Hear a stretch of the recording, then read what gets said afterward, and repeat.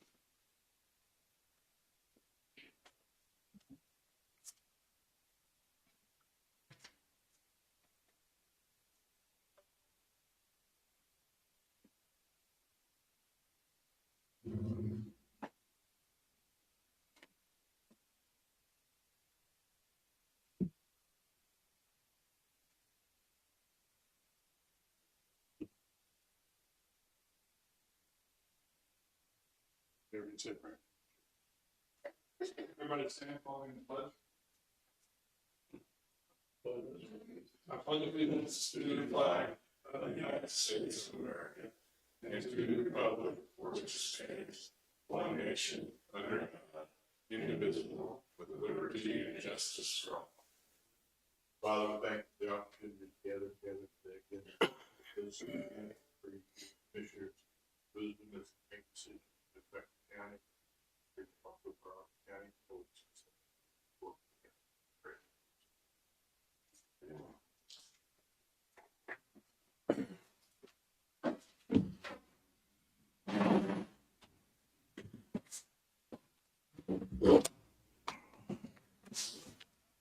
All right. Good morning, everybody. I'll make a motion that we approve the meeting minutes from last week. I'll second that motion. Motion been moved and seconded. All in favor? Aye.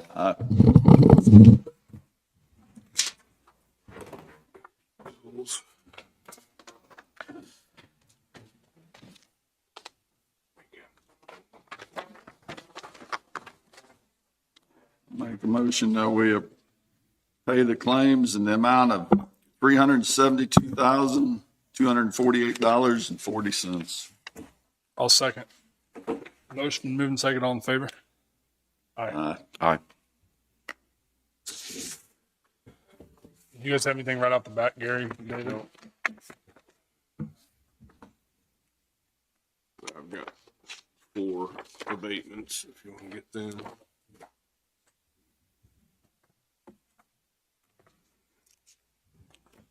Is there a total on them? I've got them here. It's a negative 2,904.36.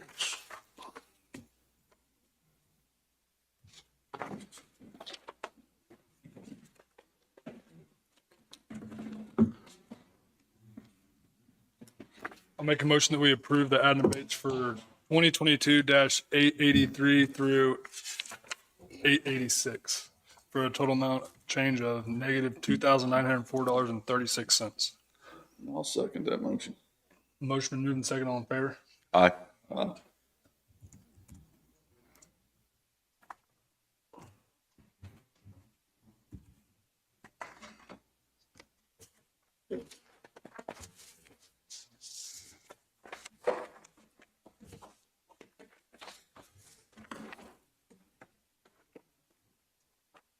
Have sheriff's report if you want it now, or whatever. The sheriff's here too.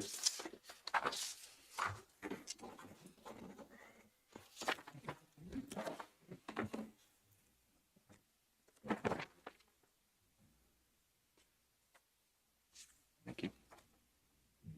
Sheriff, you want to go ahead and come up and visit with us?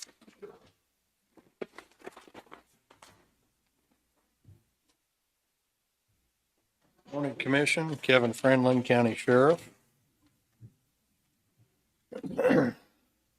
Total prisoners in this morning are 48. We had 16 releases this past week.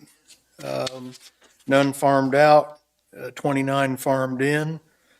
At 103 911 calls, 3,988 jail contacts, 518 calls for service. That was the total dispatch. That'd be fire, ambulance, everybody. 5 civil service papers served. We had 8 VIN inspections, 18 new cases open, 1 case closed, 8 vehicle crashes, 39 school resource activities. Of course, we had some spring break and stuff in there still, so it lowered that a little bit. 197 contacts at the front door of the Justice Center, people going to court and such. 45 of those were made calls for services for further assistance to the people. And we had 7 livestock out calls this past week. So that's what I have for you. You guys have anything for me? I'll stand for questions. I don't think I have anything right now. Thank you, Kevin. Thank you. Thanks, Kevin.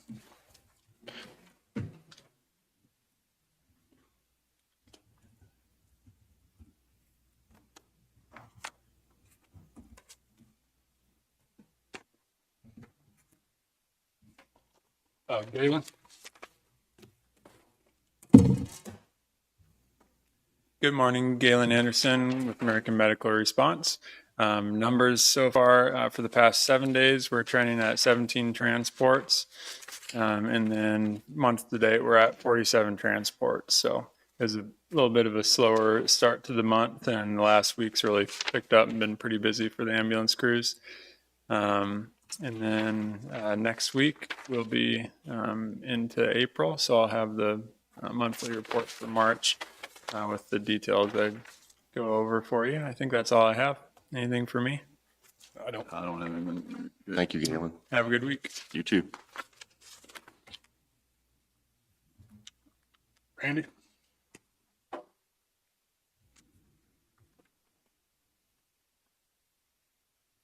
Good morning, Commissioners. Randy Higwald, Linn County Emergency Management and Rural Fire. Gave you the weekly incident report. We had 5 incidents this week. Brings our total up to 94 for the year. I have nothing other than we have 8 firefighters. They'll be in Parsons this weekend for a 2-day fire school. Other than that, I don't have anything. You guys have any questions? I don't have any. Thank you. All right, thank you. Thanks, Randy. You guys got anything else right off the bat?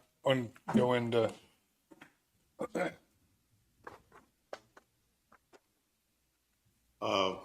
No, not really.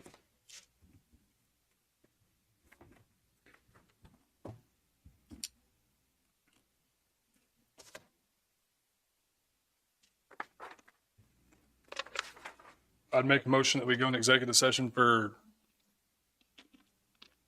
10 minutes with Amanda for personnel, and then 5 minutes for, would it just do 10 minutes with Amanda for personnel? Total of 10. Yeah.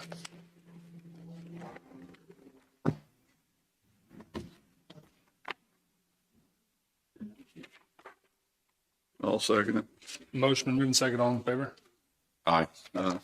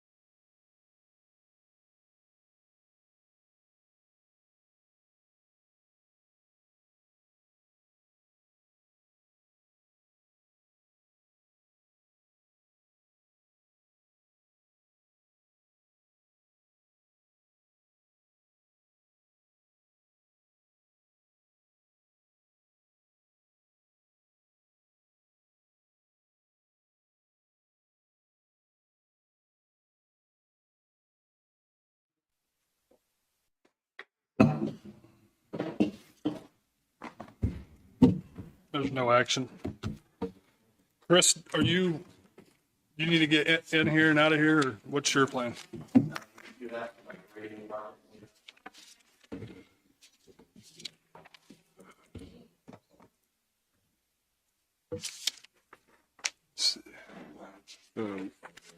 I've got, I'm guessing Jessica would probably get into it later if you want to wait, but had a resolution for installation of a stop sign. I saw that, yeah. If you want to go ahead and just knock that out, we can get that done. Do we need to bring her in here and talk about it, or? I don't know that there's really much to talk about on that one unless you want to just hear why they want to put one there. This is resolution 2023-17, and it's to install a traffic stop sign at the intersection, or the southeast corner of the intersection 1800 Road and Yancey Road. Is there any discussion on that? I'll second it. You got a motion? Pardon me? You want to motion it first? Make the motion. No, I was just reading it to it. I can I make, don't know where this intersection is. that's what I was getting ready, just ready to look Okay. up. Sean, come in and talk about it. 1800 in Yancey would be what? It'd be pretty close to To the state power line, plant? maybe Yeah, over- south of the over power that, plant, yeah. a couple of miles probably. Yep. We're over in there. I know So you don't have to do it now. I just thought we had it there.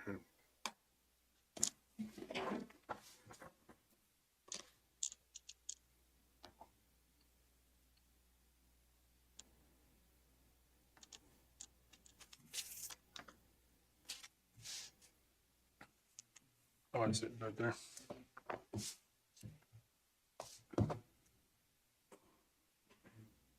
$1,800 So there's the power plant. where Yancey's at, but it's It comes straight south of the power plant. Yancey, that the road by the discharge from the power plant lake. I mean, I don't have no issue with the stop sign. Did you already get a motion on that? I'll make a motion that we approve this resolution 2023-17 for a stop sign at 1800 and Yancey Road. There's Sean if he wants to talk. You know about this stop sign? What's the reasoning? This came to us as a complaint from a deputy, I believe. It was reported that there was a sign down. We checked, there wasn't one at that location. The sign department went out and looked at it and said that because of visibility in the intersection, it definitely needed one, and that's why they believed that one was there and it was down. But that's why we brought it to you as an individual intersection instead of waiting. Okay. I'll second it. Motion been moved and seconded. Any more discussion on it?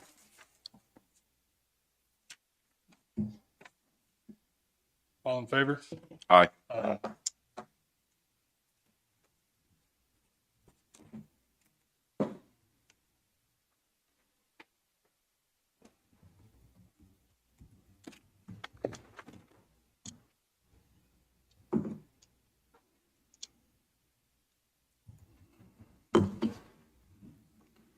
Chris, you want to go ahead and come on up and move it? Yeah.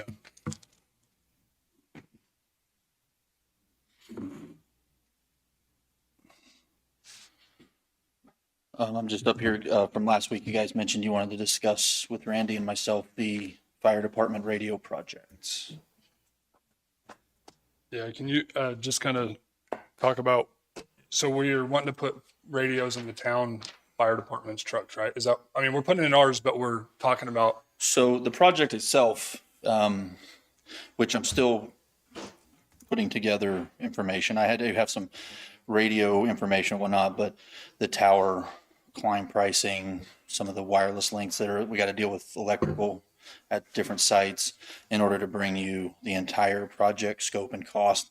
But the idea is that we would take approximately 4 sites around the county with towers that already exist, mount our equipment on it with what are known as listening repeaters, so that handhelds around the county would be able to transmit and reach to those sites, which would then do what's known as voting back to the main site at K7, so that a handheld would operate anywhere within Linn County. Right now, mobiles, like for the sheriff's office on digital, work wonderfully. And handhelds we know will as well, especially with these listening sites at the corners is where we're proposing to begin with. The Blue Mound area, Parker area, kind of up towards the 52 and 69 area for that zone, and then like Campbell Hill area. So we already have some of the main infrastructure in place, which stemmed from the sheriff's project. So this would kind of piggyback onto that. But we would need to replace all of our radios in our fire trucks and our handhelds in order to switch, because nothing that we have today is NXDN NextEdge compatible. So, but with that project, my question with the cities stemmed from if we were to do this year, if we were to push it and do one giant package this year, my thought on that was we didn't really give them notice prior to their last budget. And so they are going to have to switch their radios as well. What about the police and the municipalities? They already have. So, and in that project with the sheriff, we had given them notice since like 2015. Right. So there was a long lead up to actually making the transition and switching out the equipment and then turning the switch to digital. I can certainly attest, and I think the sheriff would back up. Digital has been wonderful. Now, just to clarify a little bit, we are not 800 meg. That's for a denser area than what we do. We are digital, but we're still in the VHF band, which is ideal for our situation, including the fire department and everything else that we do. So we get all the benefits of digital, the clarity of digital, but we also get the benefits of being in the VHF band, which penetrates trees, buildings, things like that, significantly better than an 800 meg radio will. So if we decide to do it next year to give the cities notification or. Yeah, that was my concern, or my thought was, if we push this year, which I would love to get done and just be done so that the fire department is full digital. I'm in no way trying to back off from that. It's just that we would be talking about 5 radios, maybe, that would be, because I don't know how many trucks Lacine has, but I know Pleasanton has 1. Linn Valley has 1 or 2. I think Lacine might have 1 or 2. I haven't spoken to their people to really ask that question, because I didn't know what direction on that side of things. But what prompted a lot of this was the ARPA. There was a comment that, the ARPA funding, maybe if there was a benefit to the county that we could use that money for. So that's why I came to you and said, hey, if we did this project right now, of course, a year from now, who knows what pricing will be, things This like is that. a must. I mean, we're gonna have to do this sooner than We're going to do it. Yeah. Is it, I mean, the fire department's certainly not without radios now. Their radio system is working. It's just not as clear or as nice as what the sheriff has, solely because of that digital component. Randy, you got anything you want to add to it? We're running Motorola radios where like the sheriff's department's running Kenworth radios, and we have a little bit of like crossing word problems as far as clarity, and I think that's part of it, is just the difference between the Motorola and the Kenwoods. So my deal is like moving forward on this is we have radios that are going bad because we do have some older radios. So are we investing money into getting more radios before we go digital, or try to limp it through and then move forward with this? Per radio, what's that cost? I mean, do you know just about? Yeah, roughly. So there's a couple of different models of radios that we're specifically looking at, that we looked at with the sheriff's office, and I've talked to the radio suppliers and what their recommendation would be with the fire department. I'm going to throw out an estimate here. I do have some pricing, but I'm waiting on, I got to send some information to Jessica. If we're going to deal with the ARPA funding, then, what the pricing that I have is what's known as NASPO pricing. It's already been bid out by the federal government and then signed off by the state. And if they will accept that, I don't know why they wouldn't, then that pricing is official, what we could get, and it's significantly cheaper than retail. So I just want to preface with that. But I mean, on a mobile, you're looking at, let's say $700 a radio, roughly. You know, and in the fire trucks, some of the trucks will have like, their pumpers, they have headsets that they wear, they run the pump, they can wear a headset. If we're going to integrate that in, there would be an additional cost, which we would include in the project we brought to you. But there would be additional costs for installation to connect the headset system with the radio that's in the truck. But there's no reason those two won't work. What they have now with the headsets will just hook up to the new radio. And then I would also add that, like with what Randy just said, moving forward, we need to be purchasing NextEdge compatible radios. So they're on analog. Analog is analog. Every analog radio will work with every analog radio. We're not using any special technology or anything like that. But in the digital world, you've got to pick a lane. So there's the NextEdge or the NXDN lane, and then there's the DMR lane. Then you get into P25, we're not even there. But with that being said, we did an XDN, and we've had those presentations and discussed why we felt that was the best, and that's the route we went down for cost and flexibility and performance, and which has absolutely borne fruit. With the sheriff, it proved out everything they told us it would do. Our distances have increased, our quality has increased. We don't have the holes anymore that we've had previously, and that's still with just the one tower. Now, keep in mind, that's with mobile radios, so they broadcast at 50 watts. We're a handheld, it's going to broadcast at 3 to 5 watts. That's the reason we need these remote tower sites, because fire is very heavily handheld oriented. On their way to the fire, they're using mobiles in their trucks. But when they're at the fire, they're using handhelds, they're in a building, they're in a basement, they're doing their thing. And so handhelds are vital to their operation. So I think having the remote sites not only benefits law enforcement all over the county, it benefits every emergency service all over the county to do the entire plan. Our original thought was to do this over about a 2 to 3 year period. So if we escalate it and get it all done in one shot, of course, it makes it, a lot of work up front, but we get a lot of benefit without, otherwise it's going to be this year we would focus on the towers. Next year we would look at the radios, that kind of thing. I mean, we would be stretching out until we actually get the payoff with the fire department. So which way would you like to see? Would you just like to see the municipalities included in the package deal and be done with it? Would that be easier for you? I'm trying to look at it from their perspective, and I understand from what you're saying, because I will tell you that the soonest that we would be able to go online with this would be August. And the reason isn't necessarily the hardware lead time, it's the software. The repeaters that we would install at these remote sites they require a software update that the company says they won't have until September or August. Now, we can install all the hardware, we can have everything done, but we just can't turn the remote sites on to do the listening with the handhelds until that software update's in place. So at that point, we are into the later part of the year. However, the sheriff is going to see a lot of benefit from all law enforcement would, all the cities already with those listening sites in place. I would like to get it done this year, but again, from the fire department specific perspective, where there was basically no notice, I'm afraid that I just don't know if what they budget. I don't know.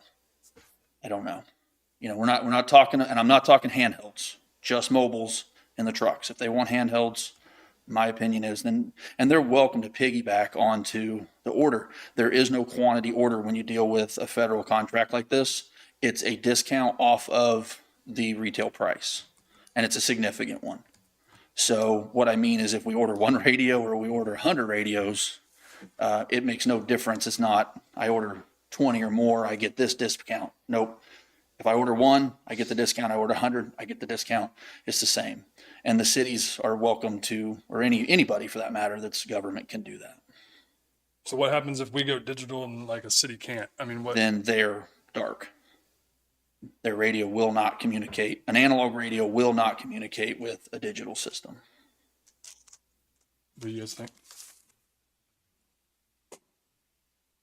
Well, they've had their own fire levy. I think they ought to pay for their own radios, but I mean, if it's, puts them in a bind this year, I guess just we can get a written agreement with them to pay us back.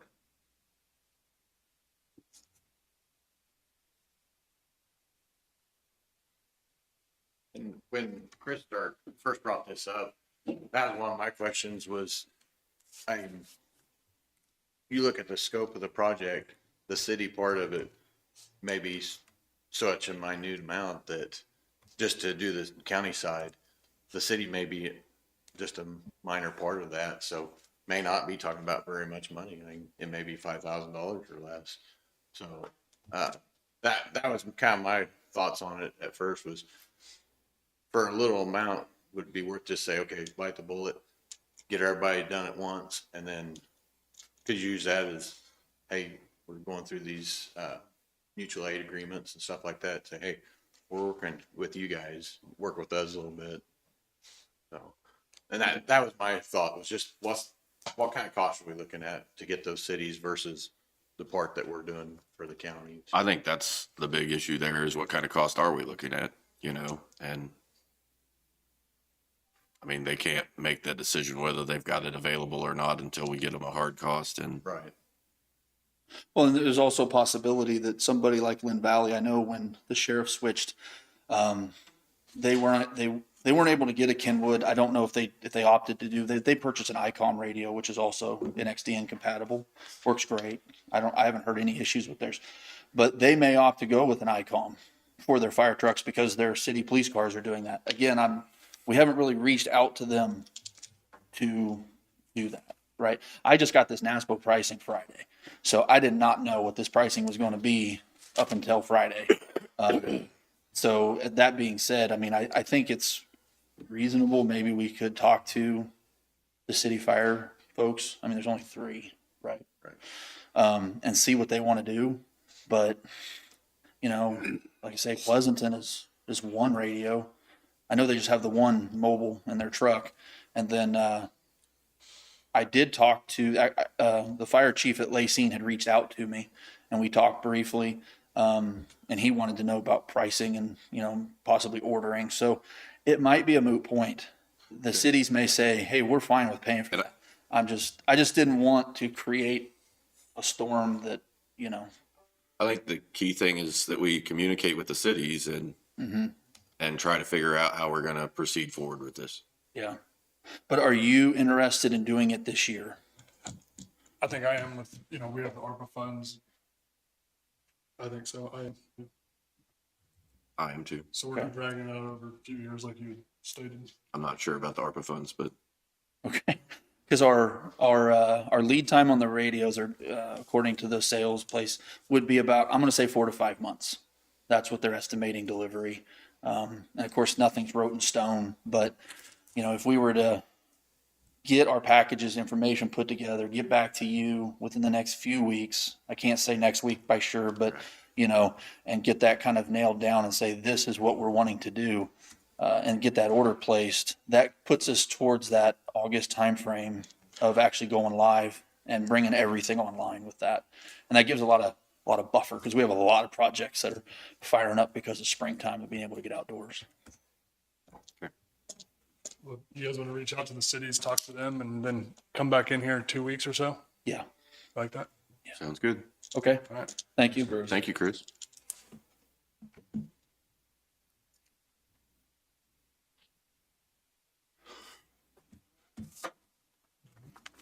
Jessica?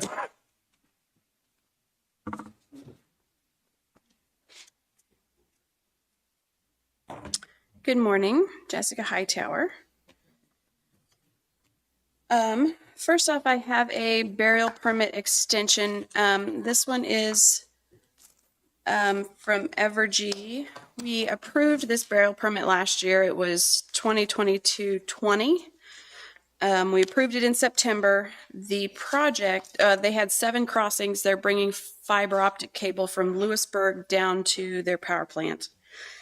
7 crossings. They also have to deal with getting a railroad right-of-way permit, which has held up their project. They have not been able to, the railroad isn't working with them as quickly as they thought they would. So they're asking for an extension to this existing right-of-way permit. They're now anticipating that construction will end June 3rd of 2023. They had originally thought it would be completed this month. Mike has looked at it. I'm sorry, they thought it would be done in January, not this month. Mike has looked at it. He's okay with it.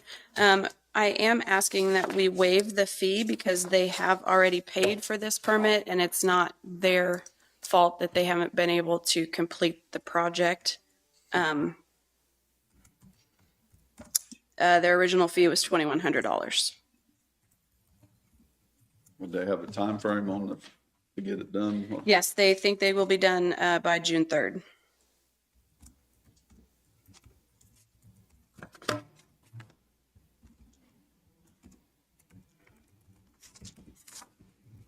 What is it with it? I think it's fine. What's the, is it 2022-20 you said? Yes. Is the permit number. And it was, can you say that it was already approved one time and then they Yes, we approved it last September, How long are those permits for? 6 months. So they would be up anyway. So we're just extending it for another 6 months? They've asked for it until June, so 3 months.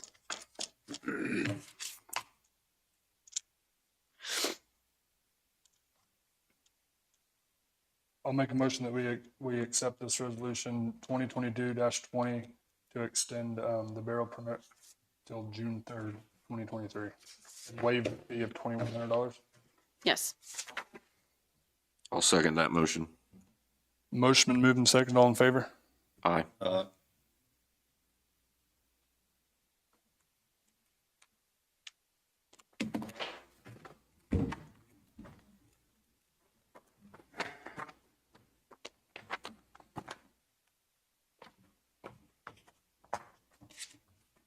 Joyce has asked that we discuss dust control for this year. We need to get that ad in the paper so that we can get moving on that one.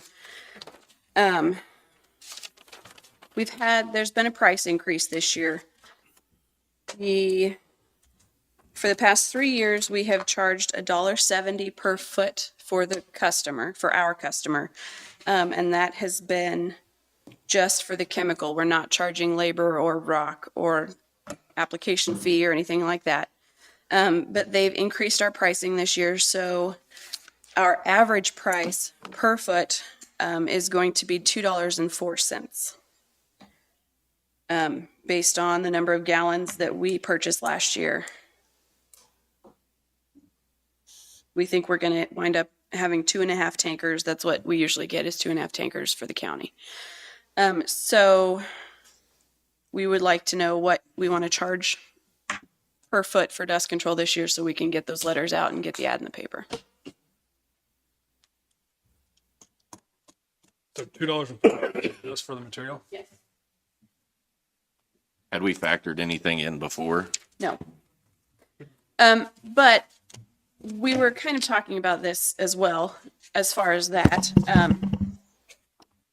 They do some prep work. They have to have 2 weeks notice. Our guys have to have 2 weeks notice to do prep work before the dust control is applied, but then they don't touch it again the rest of the summer. So we put some rock down, we grade it, make the road look nice, and then we don't touch it again. So we're not really doing extra work on our end because of the dust control. We're just doing more all at once. So For that $1.70 that we used to have in place for the material, did we have a markup for our No. overhead? No. Mm-mm.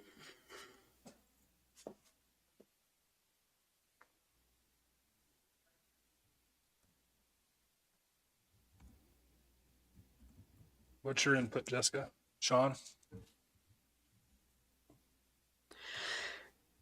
I was kind of thinking $2. The 204 is including a partial tank, which we get charged more for a partial tank than a full tank. But we're going to have 2 full tanks and one partial tank we're anticipating. So I don't, we don't have any way of knowing upfront what our actual cost is going to be, but I think it's probably going to be less than that 204, at least by a little bit.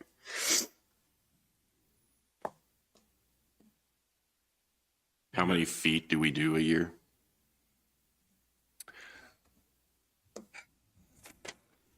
I don't have that.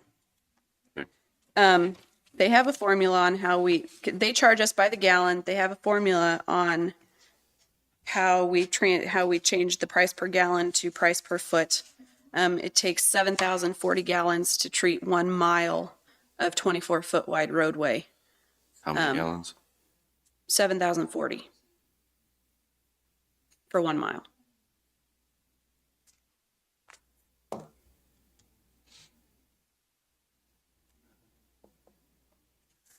So the cost they're quoting us is $1.37 per gallon for a full tanker and $1.68 per gallon for a partial tanker.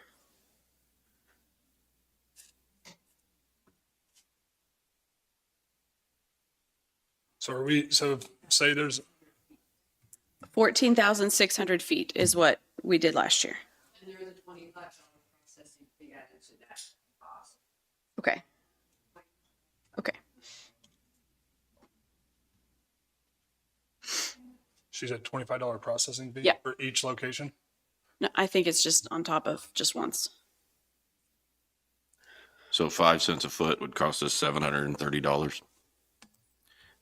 So the 204 versus $2, if we're off by 5 cents, we're talking about $730. Okay.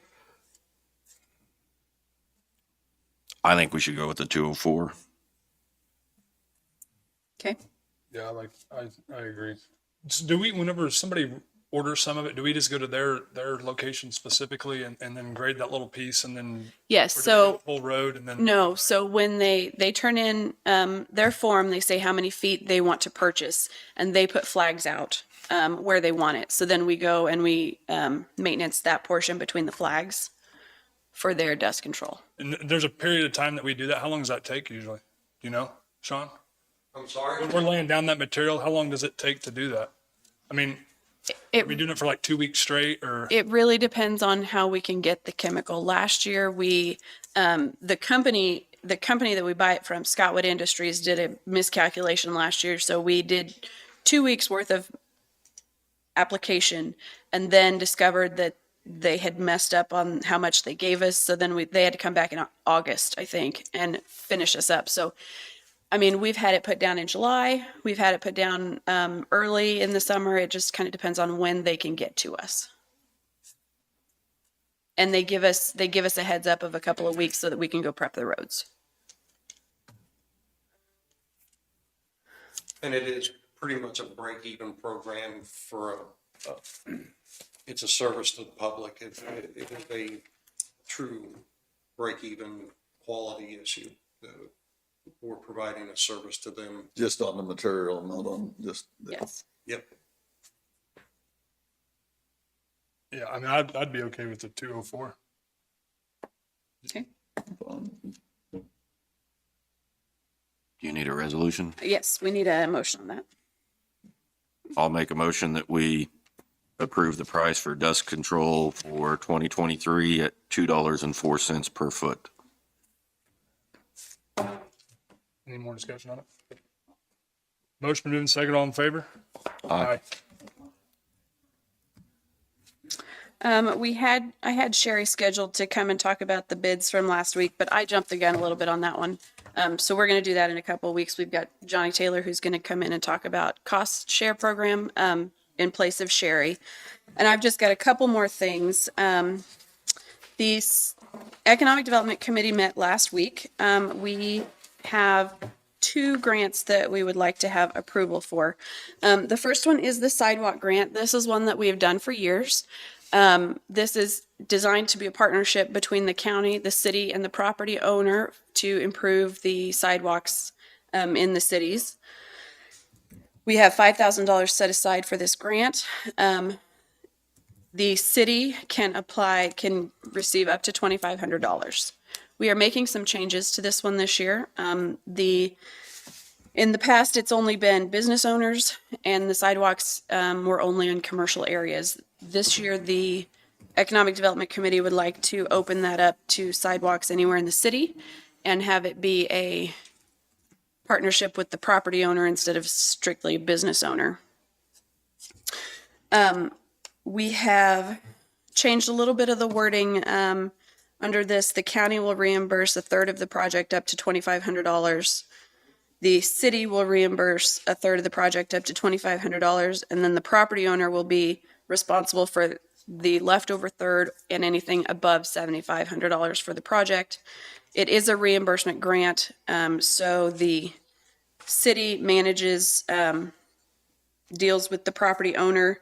The property owner self-reports when the project is done. The city goes out, they submit some pictures of the completed project and receipts to me. We pay the city, and the city disperses funding from there.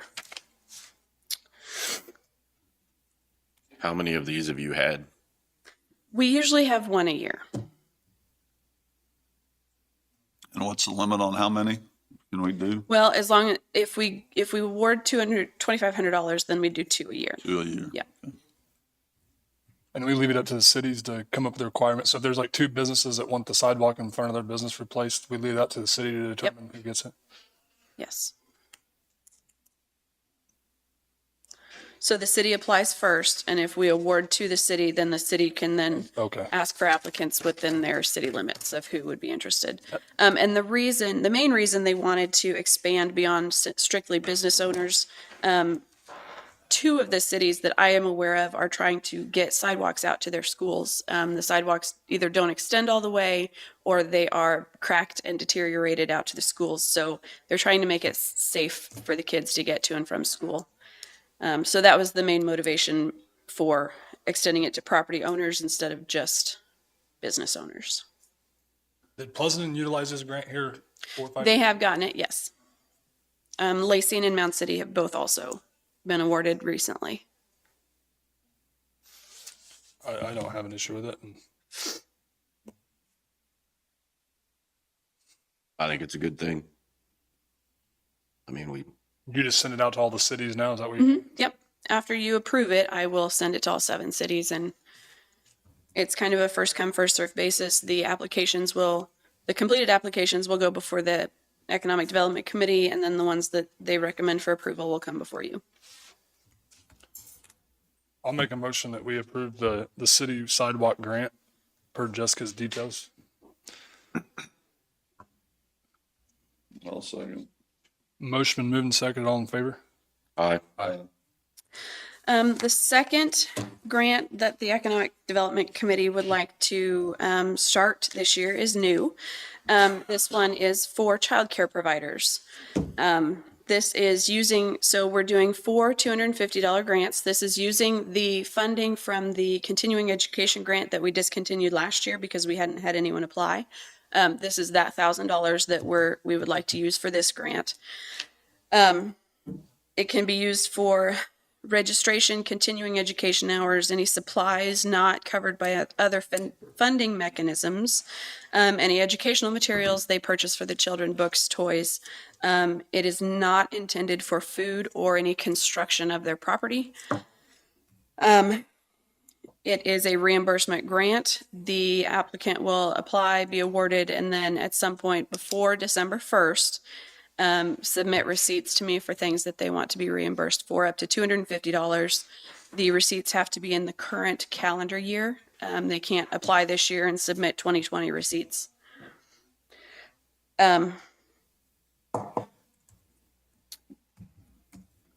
We would like this to be open to existing childcare providers and anyone who is in the process of opening a childcare facility so that they can receive help for registrations, education hours, that kind of thing.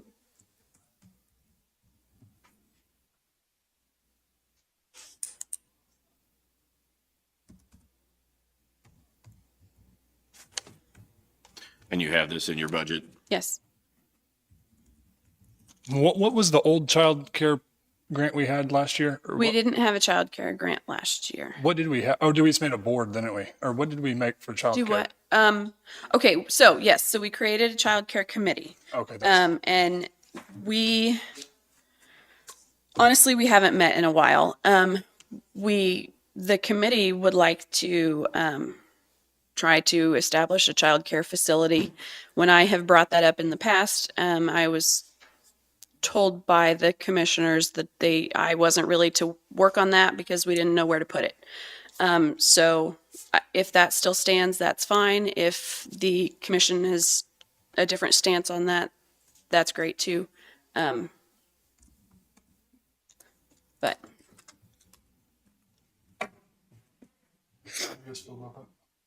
I don't think we need to get involved in childcare as far as the county. I don't either.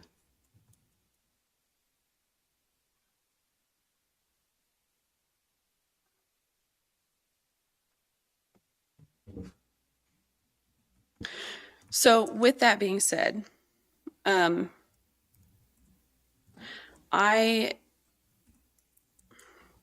don't feel that I am well served running the child care committee. I think if they would really like to see a facility in the county. I would like to turn the committee over to the committee members and serve as more of a support role. But I don't know if that's something that you all are interested in. I almost feel that if they become their own committee, not a county committee, they would be able to, work towards that goal of having a facility if I'm not working on it as well. If that's not the direction you all want me to go in. I could support them. I could, still try to find grants that they could apply for, funding mechanisms. If they need help connecting with someone, I would still absolutely help from that capacity. Wasn't we involved with it with other counties too, or I mean, it wouldn't. So we had a meeting last September. No, it was April, I think, last year. And that's what kicked this whole thing off. Child Care Aware of Kansas set up a meeting with 4 surrounding counties. We met in Miami County. They're trying to raise awareness for this child care deficit that we have in the county. And it's not just Linn County that is suffering from this. It's the whole state. But they're trying to really push for more facilities and in-home daycares to open. So the Child Care Aware of Kansas set up that meeting. They met with the 4 counties, and we all created a committee. And then, I know Garnett is working on, they've opened or maybe almost have opened a child care facility. Julie over there has brought one in. They're opening in Garnett. so do you know any individuals here that want to open one? That are looking for a space or? I've had a few reach out to me. They have to be, so I connect them with Child Care Aware of Kansas, they have all the legalities and the registrations and licensing, all that. So they have to work with the state. I haven't had any of them actually come to fruition yet. Would it make sense, Gary, to say, that other part of the health department out there, if we walled that off and provided that to a provider at a monthly cost or something, would that be something we could do or no? If we did that, we would lose our tax exemption on that building. If we lease it to a business. I think we could run into some insurance issues with having a childcare facility in one of our buildings too. I know it's something K-Camp's been talking about of not wanting to cover that type of thing. Business.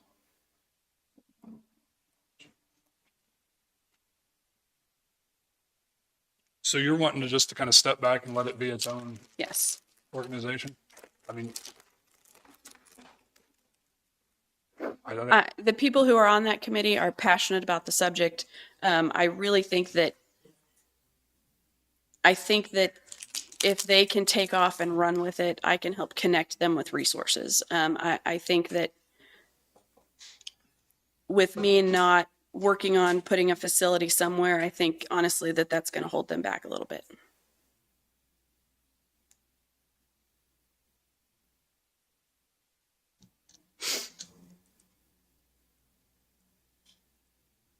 How do you feel? I'm good with turning it over. Me too. I'd agree. So what do we need to do for that? I'm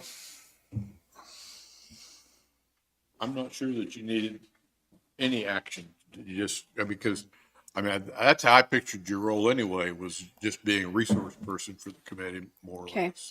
less. So we had action to create the committee, Okay, and it's officially a Linn County committee.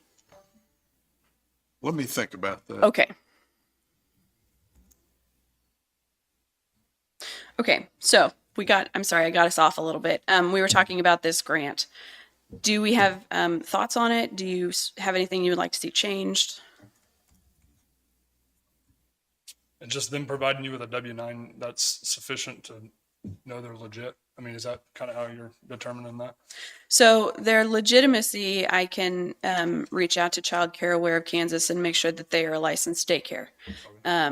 The W-9 is to set them up in our system as a vendor. Oh, it's a vendor. Okay. Yes. Who verifies our child care in Linn County? As far as, we've got somebody that has to check that. Who does that? So I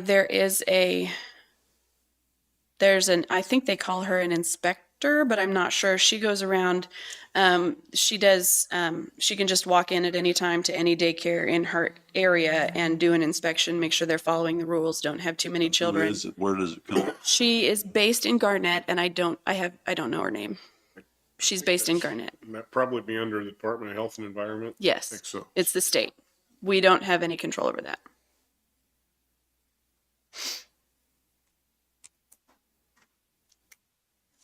I don't have any issue with the grant, the child care grant.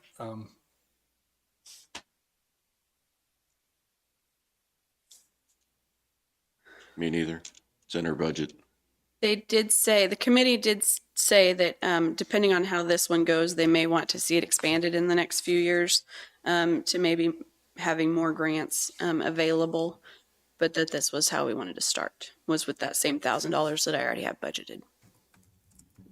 I don't have an issue with it. I'd make a motion that we approve the 2023 Linn County Child Care Provider Grant, offering 4 $250 grants this year for the child care.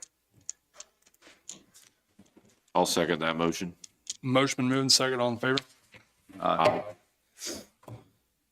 Okay. Next on my list, we have, so for the Rural Champions Grant, we are going to Topeka on Wednesday. All of the champions are going to meet with the Lieutenant Governor and discuss how their programs are going, what's going well, what they need more support for. And we have been asked to create a logo for our county program. Darcy has worked with a local vendor to come up with these choices. I like them both. I think they're really good. The Housing Committee met Is that the one you like? on, I like the bottom one, yeah. they met on Friday, and they would like to officially adopt the green one as the logo. We had a 5-1 vote. Jay Allen liked them both, so he voted for the red one. I like the green one. Okay. Motion on that, or?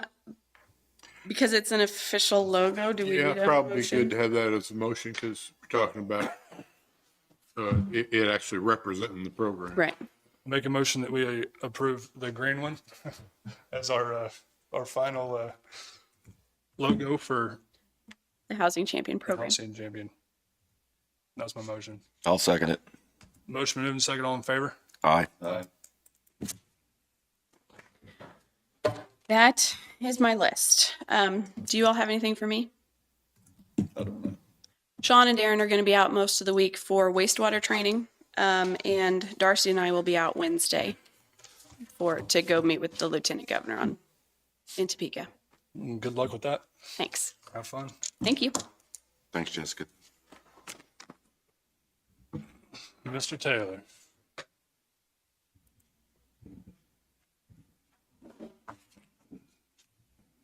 Good morning, Commissioners. Johnny Taylor, Noxious Weed Director for Linn County. Here this morning to just give you an update on the weed department for 2023 so far, but also to submit the 2023 management plan to you. When I get to it here in a second, I'll read that to you and I'll get you gentlemen to sign it for me and I can mail that off to the Kansas Department of Agriculture. We started the year off having passed the KDA Category 7E Structural Pest Control Certification in preparation to take over pest control spraying of the county properties. We have since began this responsibility, and while still a learning process, it has gone well. February 28th through March 2nd, we attended the 85th Annual Kansas Weed Conference. This conference affords us networking with vendors in the industry, other experienced directors, and furthers our education. We attained 13 total credit hours toward renewal of our commercial pesticide applicator certification. Currently, I'm working on completing the annual report and the survey report for 2022. And when I get those completed, they'll be sent to KDA also, along with the management plan that I'll read to you today. Also, I'm in the process of gathering information from local vendors to finalize the price list for the 2023 cost share program. I'd like to get that done and completed to begin April 1st. I'm already getting calls. As you can see, the grass is growing and people are starting to think about getting that process started. So also, I'm putting together pricing and an order for the noxious weed spraying chemicals and also now the pest control spraying. I have on hand chemicals for both at this time, but also want to get order in before everybody else gets their orders and supplies get short. So I'll get that together, and if it's a high enough cost, I'll be before you gentlemen again in a week or so to get that taken care of. And lastly, I'm happy to share that we are hosting the monthly meeting for the Southeast District County Weed Directors Association of Kansas at the Trading Post Museum on April 6th. We're coordinating this with manager Allison Hamilton. And after our official meeting that morning, we'll be given a tour by Allison, followed by a lunch served and catered by Linn Solons of Pleasanton Food Fair. So we're looking forward to doing that. Basically, I think there's around 20 different counties in our district, and so it just rotates, generally by abbreviation of the county name. Sometimes we volunteer. We kind of slipped in there. There was supposed to be I think a KAC meeting that got canceled or something for April, so we took that spot. Any questions from you gentlemen before I read you the plan? On the price list and cost share stuff, have we looked at adding Duracor as a possible chemical? I haven't yet. I will definitely make a note of that and check on that. I can put that on the list. Was there a specific noxious weed that you had in mind for treating? So I know we use it on our pastures when we're spreading fertilizer. Right. Inoculated with the fertilizer. That's the product that we use. For broadleaf control? Or? Correct. And Durca, that's probably just that's not the active ingredient. That's just a trade name, I assume. Yes. Yeah. I'll look into that and I'll see if we can absolutely get that. Because, yeah, we want to add anything. Last year I had some suggestions from a few of the residents that we talked about adding on this year to the price list also. So but that's one I'll definitely do. I'm going to give you gentlemen a copy of this price plan. The 2023 management plan. These copies I won't need back. The one I read to you, I'll give to you to sign.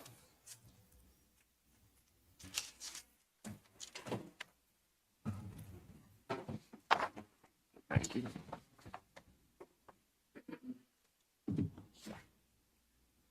And so again, this is just something that's required by the Kansas Department of Agriculture to present to the commissioners every year and get a signature and then sent back with our annual reports. So I'll start off with the first box there. It says specify the goals and properties of the program for the coming year. We want to complete the annual survey and get an accurate idea of the acreage of each noxious weed species within the county. Continue program to continual noxious weeds on county rights of way and other county properties. Work with the public in an effort to control, eradicate noxious weed infestations on private lands. Continue working toward getting Linn County Noxious Weed Department in approved standing with Kansas Department of Agriculture. The next box is specify the goals and priorities of the program for the next 5 years. Control, eradicate the spread of noxious weeds within the county. Continue to work with residents in effort to reduce infestation, specifically with cost and effectiveness of treatment in mind. Take advantage of all internal and external resources the county has for the control of noxious weeds and share those resources with the public. Continual education in effort to become a better resource for the public. Organize and host a public discussion to address questions, concerns, and help educate the residents of Linn County about noxious weed control. In pertaining to that box, that last part, I have attended one in Franklin County in Ottawa. That was it was real nice. So what they did is they pick an evening that they can host a community center somewhere and invite the public to come, and so they can because a lot of the longtime farmers and ranchers in our area may know what the noxious weed department offers and what they can help them with, but then there's many people that don't. So there's some private landowners also that we have in our county that don't live in our county, but they own land in our county for grazing and haying and so on. So this is an opportunity to hold an event, and so I'm looking forward to maybe getting something like that done in the near future. The next box is kind of lengthy. It just mentions, describe the areas which noxious weed species are known to occur within the county and specific locations of the new infestations and areas particularly susceptible to new infestations. We don't have all of these in our county that I've noticed, so I'll just kind of skip over that. We'll go to the next box. List any noxious invasive weed species you plan, non-noxious invasive weed species you plan to control and the types of integrated weed control methods you plan on using on them.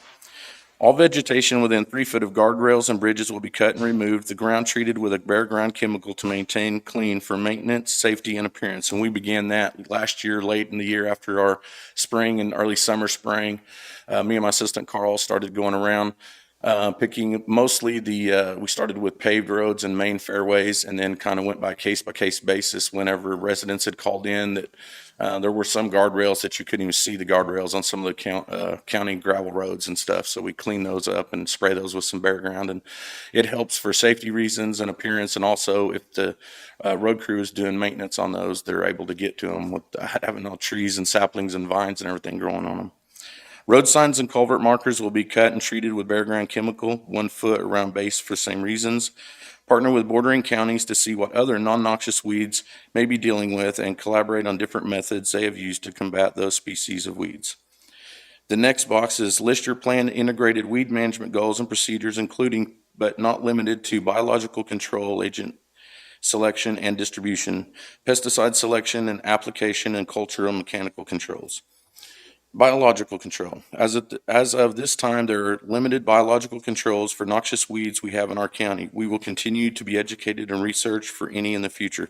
Biological controls are sometimes you can work with, I know K-State has programs, and there may be some kinds of insects that can be released in an area that will help control. Maybe they eat the noxious weed at a pre-emergent stage or something that keeps it from going on to seed and so on. And it's pretty interesting, but there's really nothing that's beneficial for the noxious weeds we control in our area at this time. Chemical controls, broadcast spray, a mix of Tordon 22K, Freelex 24D, and Escort XL to control broadleaf weeds on roadsides, and approved chemical interventions for other noxious weeds depending on species and location. On that box, that was what was already on hand when I took over this department, that mix of chemicals and for roadside. And so I just went with that to begin with. And I found last year, our first year spraying, that it was very effective. I had comments from several residents that could see the musk thistle, teasel is pretty prevalent on the eastern side of the county more, and they saw a lot of that being controlled and eradicated. Had a lot of good compliments on what our roadside spray was doing, so I'll just continue with that at this time. Cultural controls, work with county landowners on alternatives to control species of noxious weeds. Encourage and educate on the following: grazing, crop rotation, competitive crop planting. Mechanical controls, educate property owners to make sure equipment has been cleaned before moving from known infested areas. Have county mowers clean equipment off before leaving worked areas to prevent infesting ditches that were previously not infested or areas that have been treated. Mowing before seeds are produced, burning, cultivating, digging up, and complete removal of noxious weed plants. That's something that I work with the road and bridge foreman on educating I know we do a lot of seasonal mowers that may or may not have been here before, and know when they come in, that's some of the things that they do to their tractors and mowers. They want to wash those off, spray those off, and blow them off, and so they don't spread seeds from one ditch to another and cause other infestations. Also to work with them so that they don't come along and mow where we've already treated, because sometimes we may have already treated an area, and if they mow it, then everything we sprayed just is cut down and it's a waste of time. So, and the next box, estimate the projected personnel, operations, and equipment cost of the proposed program. Personnel costs: director plus part-time assistant, $60,000. Operation costs: chemicals, $20,000. Equipment cost: fuel and maintenance, $5,000. And these aren't hard numbers that are in our budget or anything. This is just estimates that the state weed specialist likes to put together to kind of see for information. List the methods you plan to use to encourage compliance and the enforcement actions you will take if necessary. Will handle concerns and complaints on a case-by-case matter. Engage positively with landowners to work toward solutions by offering advice, cost share info, and other resources to bring issue within compliance. If violation continues and no attempt has been made, legal action can be taken. This will be handled with collaboration with the proper legal departments and within the Kansas state laws and regulations. List your plans for working with the state and/or federal agencies to control the noxious weeds on state and/or federal lands. Local, state, and federal agencies have their own control policies, but insist they are attempting to follow Kansas noxious weed law without endangering the wildflower and indigenous flora they are committed to preserve. They have agreed that county roads and rights of way may be maintained as the county sees fit. Describe your education and outreach plans for the coming year. Include training and professional development for yourself and your staff. Attend district meetings, annual conference, recertification. Attend monthly CWDAK, that stands for the County Weed Directors Association of Kansas, meetings. Speaking of, I mentioned that we're hosting one at Trading Post on April 6th. We did attend the 85th Annual Kansas Weed Conference, earning 13 credits towards renewal of commercial applicator license.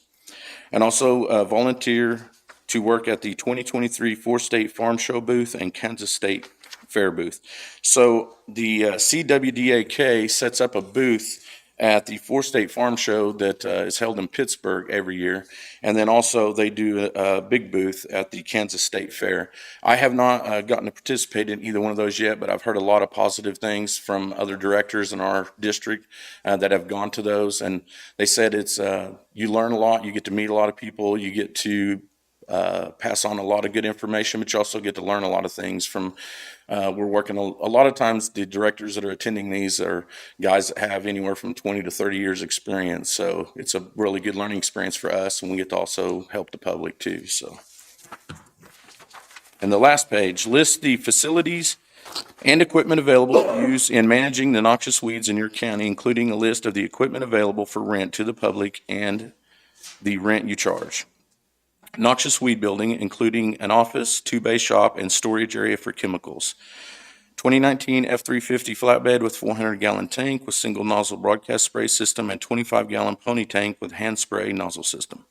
2008 3/4 ton 4-wheel drive 300-gallon tank with 2 nozzle broadcast spray system. 2 4-gallon battery operated backpack sprayers, 3 2-gallon hand pump sprayers, and 1 4-gallon manual pump backpack sprayer available for rent to public at $10 per day.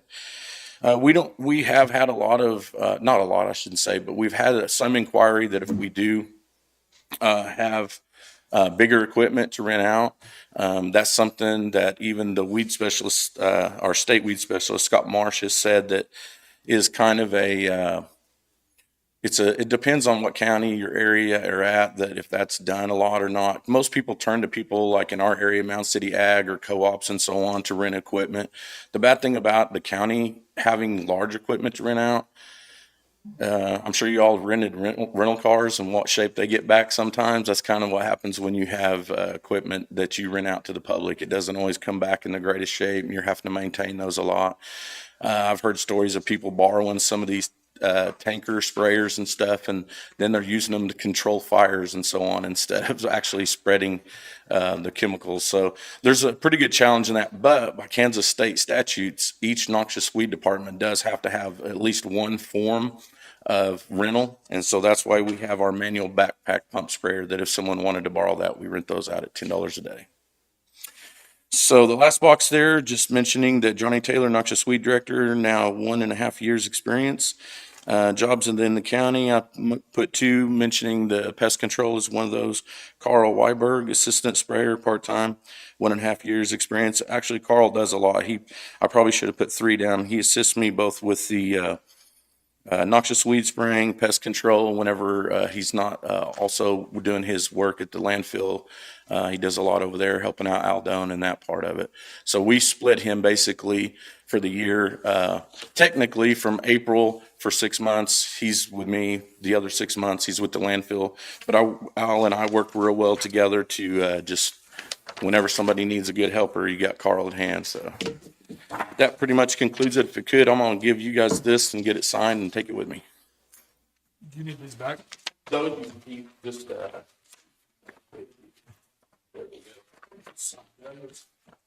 Do we need a resolution? Just need a, Motion to, I make a motion that we approve Johnny Taylor's 2023 weed management plan. I'll second that motion. Motion moved and second, all in favor? Aye. Johnny, I appreciate everything you've done. It's came a long ways. Johnny did reach out to me about April 6th, and I do plan to go to that. I don't know unless one of you guys would rather go. I plan to just to go support him and see what it's about, so. Thank you very much. Thank you, Johnny. Johnny, I do have a question for you. We talked, so we got this plan from an engineer about the landfill down there, and it was mentioned maybe to move your shop, and you and I had talked, but can you kind of go over the pros and cons of moving it or not moving it?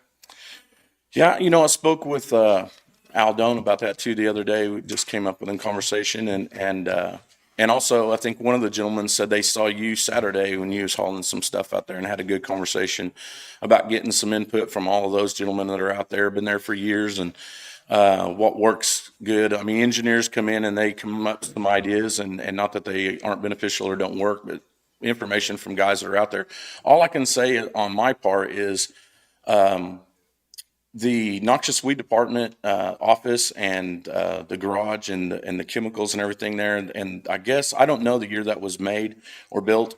My understanding from research I did last year, when they talked about moving the noxious weed department, it used to be in Mound City, used to be out here at the barn. And what I found out was there was a concern at some point when they moved it with, and I don't know if this fell under some kind of EPA regulations or something of that nature. I didn't ever get a final information, but if the creek were to flood and you have those big storage of chemicals, that it could cause a lot of problems. So that was one reason I think that I'd been told that they moved to where it's at now. My building and office and everything is in great condition. It works well for what I do, stores my equipment good. Not only do I have the area to store the chemicals, I've got a locked up cage as you're supposed to do by the KDA regulations and so on, but there's also I forget what you would call it, but there's a big drainage in the middle of it is built to drain into a center that isn't connected to any sewer. So if there was ever a spillage from my truck tanks or from somehow, even like say there was a fire and those jugs were to melt and expel the chemicals, that they would all be contained within that tank that is below the concrete floor. And I'm pretty sure that's probably an EPA or a Kansas Department of Agriculture precaution that maybe you're always supposed to have. So if we did relocate, that's an added expense that would have to be put in. So if the noxious weed department had to be moved because of the expansion they do out there, then I'd support whatever has to be done. But if it didn't have to be, and it saved the county, money, we're perfectly fine where we're at. I mean, I don't see anything that the building or anything needs. It was apparently somebody put some forethought into building. It was because it's perfect for what we use it for. We have a bigger water plumbing to fill that has the, I think it's a 2-inch pipe and comes down to fill our tank all built in. I mean, everybody set that place up good before I came. It's very adequate and serves all my purposes. So bottom line, I guess, as far as I'm concerned, that I wouldn't even look forward to or need a bigger, better, or improved place. What I have is sufficient, and if it saved the county expenditures of building a whole nother place or relocating and setting it all up like it would need to be, I'd be fine where I'm at. But if it needed to be taken down for expansion, I understand that too. So, Appreciate your input, Johnny. thank you very much. Thank you, Johnny.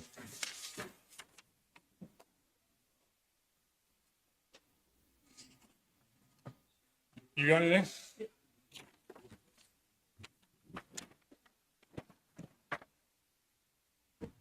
Darren Wilson, Planning and Zoning Director. Last week I talked to you about the abatement out at Sugar Valley. We got our costs back on that.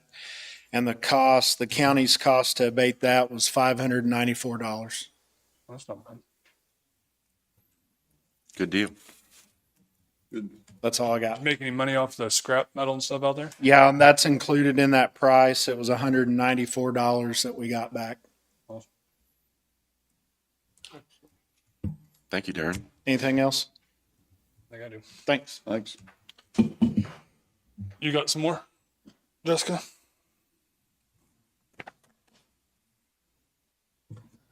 I was just handed another burial permit. This one is also, so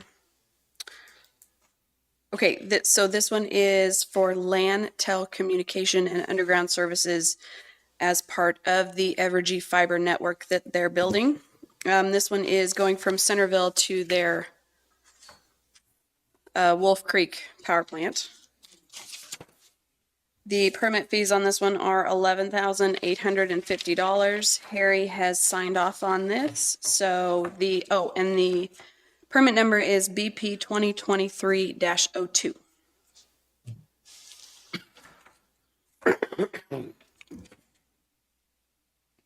What was the name of the company? It's LAN telecommunication and underground services on behalf of Evergy. So they're a contractor. Yeah. That's going to be putting in the fiber. And it looks like Burns and McDonald is managing the whole program because that's where the check is from, Burns and McDonald. I'll make a motion that we approve resolution B or burial permit BP 2023-02.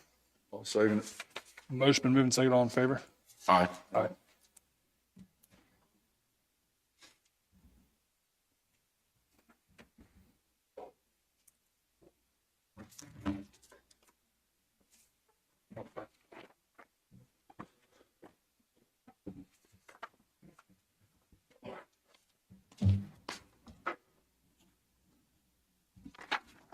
Sean?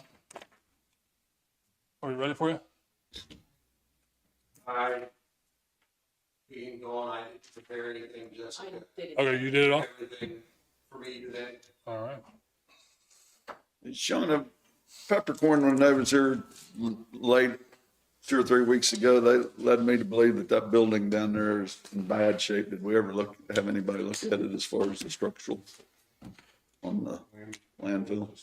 I have not yet. I went down and looked at it, and I looked at the route that needed to be taken, and I've got some photos about the turning radius, and probably Talking on the inside, as far as the steel structure. About a contractor that would go down and look at that, and I just wondered, did you ever get with him? No, not yet. But if that's something I can make arrangements this He week. said he'd go look, so what I'm saying, it wouldn't cost anything, but I- take a look at it, and he's fixed a lot of them, is what he said, so he could give us an idea on that. And that was just me short timing before I left, that I was unable to set up an appointment. And I was also, I assume things went well in the walkthrough in Pleasanton because I was also unable to be here for it as well. But I haven't been able to catch up with Jessica on that and get briefed on it either yet today. Are you saying fix the Where Well, would, Peppercorn said, I mean, my feeling was that he wondered why the building was even standing on one end. right? And there was a contractor reached out to me and said he'd go look at it. Okay. That's fixed multiple ones like that. But I mean, is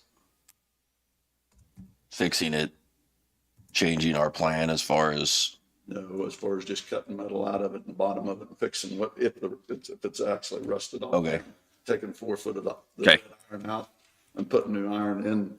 And he's That makes fixed- sense, He's yeah. fixed a lot of them, he said, and I just thought that okay, it didn't cost anything to go look, so. nope, sounds good to me. And Peppercorn led me to believe that it's in terrible shape. Like if I remember what he said was why it's still standing. Yeah. I remember that too. I'd kind of agree with him. I looked at this, I seen this weekend, I think a lot of the purlins on the roof might be holding a lot of the wall up too. It's pretty bad shape. Well, I will try to make contact. I'll be gone to training with Darren this week, but I'll try to make contact. And if we can get that, because I believe when I get back, we're meeting and having a workshop on the landfill. So if Jessica or Al can meet with him out there this week, maybe get some information back, we may have it available for the week when I get Sure, back. they look at it, like I said, just they look at it, and he said he's fixed multiple buildings like that, and they just cut the few feet of the bottom and high beam out and replace it, welding in new. Go on. I will see if we can get that done before our meeting. Okay. Thanks, Sean.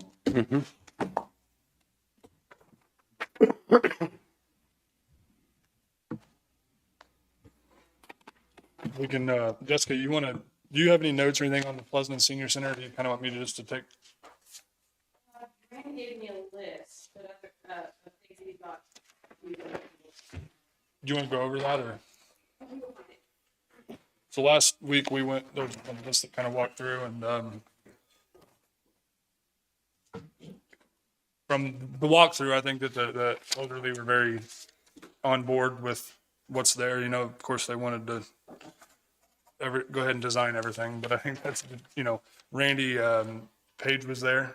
He'd walked through it, him and I had talked, and the biggest concern was, making the bathrooms, taking the back wall and pushing it back and making it, so they can have their turn ready to be wheelchair accessible. But that wouldn't been a problem, so. Go ahead, if you want. So this is Randy's notes, Randy Page, he was there as well. He's got, changing the current bathroom to make it ADA compliant, adding another bathroom because there's only one, removing a shower, possibly adding a bathroom to the east of the current one. There is some repair needed around the electric meter. The wall needs some repaired. We may need to reinstall a meter, and there's some electrical work that needs done in the kitchen. There's some cosmetic stuff on the inside, fixing and replacing ceiling tiles, some paint. They need a wash sink installed. And then on the exterior, there's some cleanup. There's some siding issues and holes on the south end, and then there's a broken window that would need replaced. We also talked about building a kitchen area back into it so that they can have their sink and their warmers and their refrigerator and all that moved over. Which would be removing a few walls or Yep. adding or whatever. I think we had 3 seniors, 3 come over with us. They were all complimentary of the building, liked it, thought that we could make it work for them. East Central Kansas Area on Aging, I was over at their board meeting last Tuesday, and I visited with them about the possibility of us moving buildings. And, their concern was that we either had a household type dishwasher or triple sinks so that they can hand wash the utensils and stuff that they're using there. And then just changing their permit from building to building. They weren't sure what that would entail. Which was, I think, so back to the dishwasher thing, Pleasanton site, I think it might be the only one that has an actual dishwasher. And No, I believe they have an industrial dishwasher, and they're the only one with an industrial dishwasher. They all have dishwashers. they don't need the industrial, they just need either a household or a triple sink. And I don't know what the one in there now is, if it's a 2-bay or whatever you want to call it, big stainless steel one, I'm not sure. They do have a big commercial sink. Yeah. And then the permit thing would be applying for a restaurant license, right? Is that, Essentially, and transferring the permit, having the cost associated with transferring the permit or getting a new permit because they have it for the year. is that about all that they're kind of involved in? Is that pretty much? Yes. And then Randy, our fire marshal, was with us too, and he, he liked the exit signs and the doors and, That was all in good shape. yeah, it was already there. Okay. So. And you got any more, anything else on it? That's all of Randy Page's list. I mean, Do we want to move ahead with like a cost assessment of what it's gonna, I think so. And and then, how would we pay for it?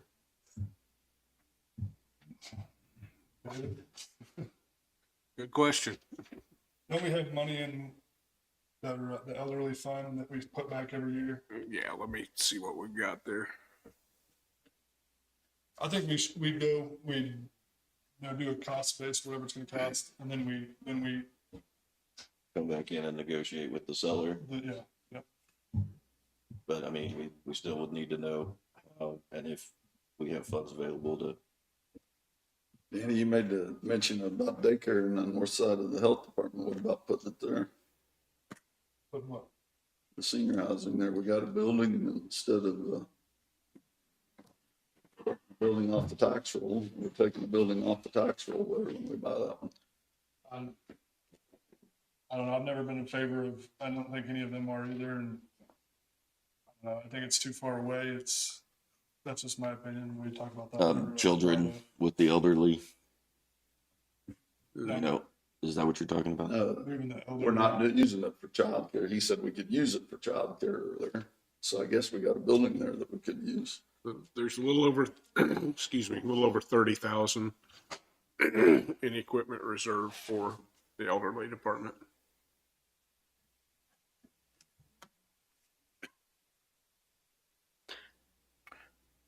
I think the issue with moving the senior meals deal to the health department is along the lines of getting them there. So there's no sidewalks. This is a county-wide service, right? Are any of the other ones outside of the city? I know they have. There's a lot of people live outside the city everywhere else, right? Yeah. People drive to them every day. You're right. And there's a lot of people in Pleasant that walk to it too. I'm not saying there isn't, but it's, So we didn't expect them to walk on the blacktop road? There's no sidewalks.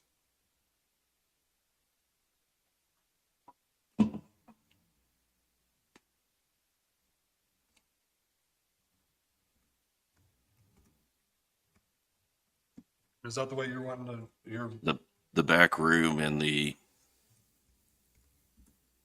health clinic, the health department is currently being used for storage. They have shelving.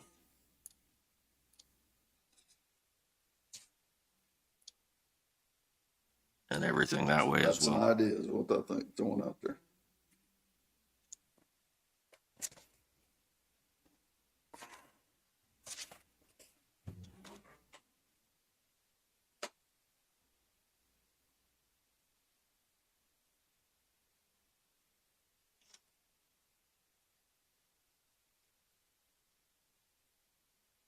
Danny just made the mention that somebody, and it was on a list that I got from the health department that we could put a daycare up there. I'm just throwing out ideas. I It think, was on a list you got last week, daycare there.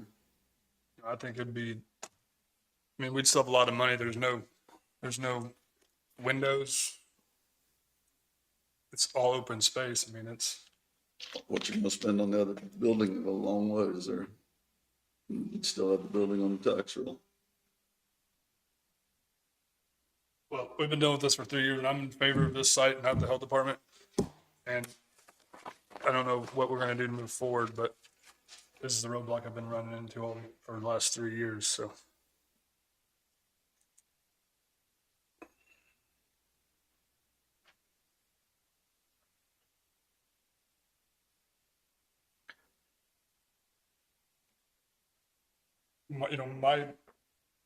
I would like to move forward with a plan on what it's gonna cost to get this thing up and running for them. And then we talk to the owners about purchasing it.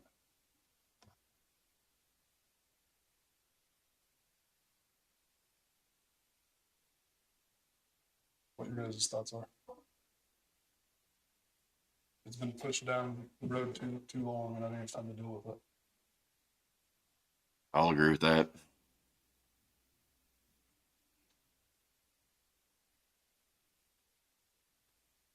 What do we have, David? Do we have any other areas that we can, or are we just, For like the purchase of a building, you're probably gonna be looking at contingency funds or something of that type, because it was nothing that was budgeted for this year. right?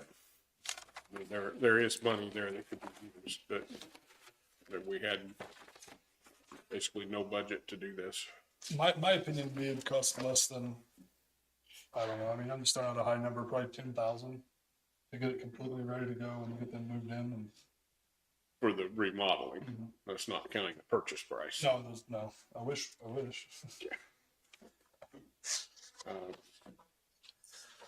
mean, one other thing to look at, if out at the health department is an option, you know, look at what the cost would be out there to remodel the. I'm not dealing with it.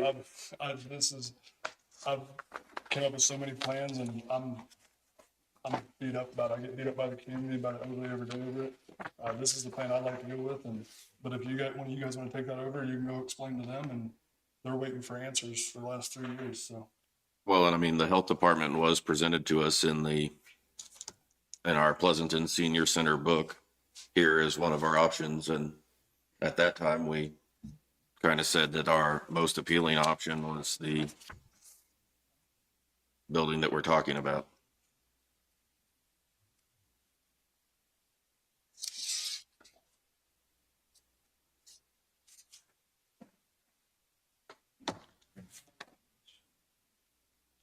I'm in favor of trying to figure out how we can make it happen. Yeah. So what you had from Randy was just things that needed to be done. Yes, I don't have any cost estimate. We can get a hold of him and try to get something worked up.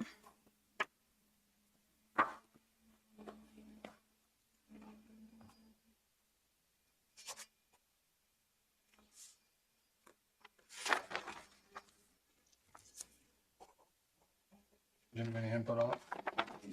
You know what I said, if I think we ought to look at remodeling that. Was that something you want to take charge of and go out to the health department and do that? We've got Randy, he can give us a bid, can he? There's a lot to it more than that. I mean, you expect them to go figure out what they need, you know, their setup and all that. Basically what we got everywhere else will be the same, right? Every other senior center. We got other senior centers set up just like that, but it isn't, if we don't have a pattern.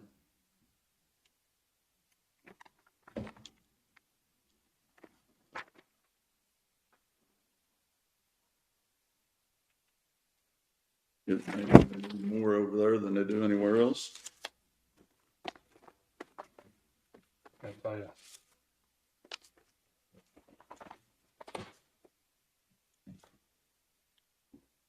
I just thought The other- route we were going and The other site that effort and the East Central Kansas Area on Aging brought up is Bunker Hill, as far as, you know, what would be next or other things that we might have down the road here. That was the only one that they thought was beyond Pleasanton was in need of repair.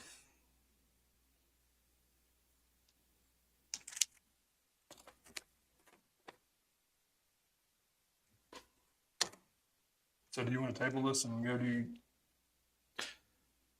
You make your motion and go. I told think- you what I think. I don't, is it a motion thing? I think it's allowing them to continue to get cost estimates and I would say, Jason, since you're going to be tasking Randy to do this, and that's going to entail cost, it probably would be appropriate Okay. to have a motion. I'd make a motion that we have Randy Page go get a cost analysis for what it's going to cost to make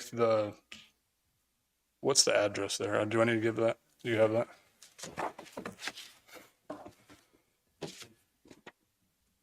I don't. The old Mima's building in Pleasanton, to see what it's going to take to make it suitable for our elderly, and so we can go back and have a conversation with the owners and figure out if that's what we want to do. So, I'll second that motion. motion been moved and second. All in favor? Aye. Aye. No other talk about it or what? We couldn't go ahead and just get a bid on the other deal too, Well, or that's what I was just asking you for the last 10 minutes. Is that what you want to do? what I said? Okay, so are we going to have him do that too? I don't, you've already made your motion. I just said that's it. You can make another one.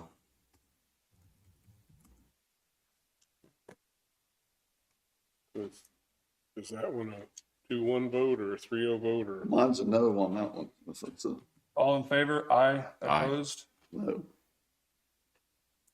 Motion carries 2-1. So is there another? I mean,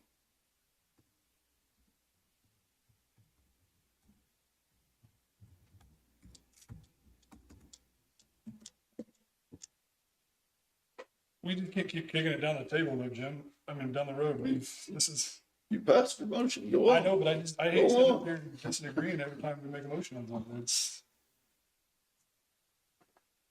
Get passed.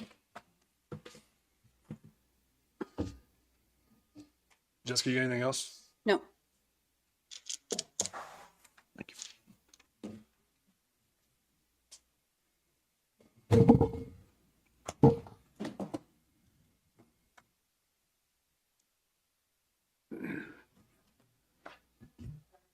So the other part of that agenda item said digital radios, but you already talked about that earlier and have work going on it.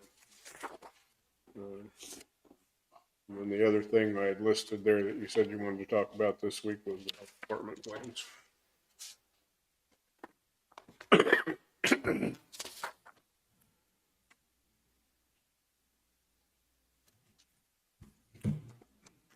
Where you guys at on the health department and how you want to proceed? Missy is gone in 4 days.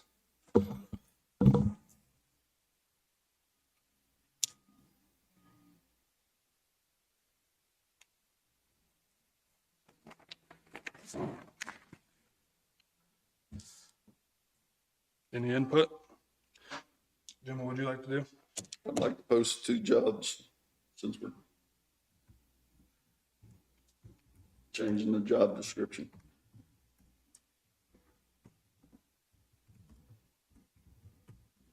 What do you So think? are we reorganizing it? What are we doing from that standpoint? Are we making that official and how we'd like to see that department run? Isn't that what we need to talk about Me before? personally, I think I've sat through a few of these for the health department. I don't think that we're in the place and we're in the know-how of how to reorganize the health department. We have the people that work there that's been there and professionals that's been doing it. So I don't know who we lean on to reorganize it for us. Who do we ask to do that? Well, and I mean, the people over there essentially gave us the reorganization plan that we're following. Is that correct? And you guys want to read off the description of what you're proposing on the reorganization, or different from what it is now?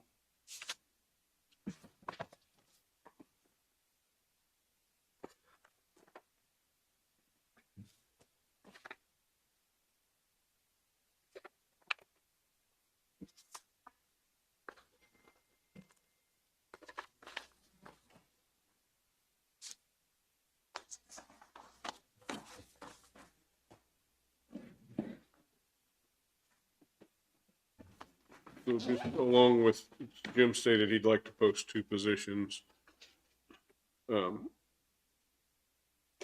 titles of those, is it, one would be public health officer, is that correct?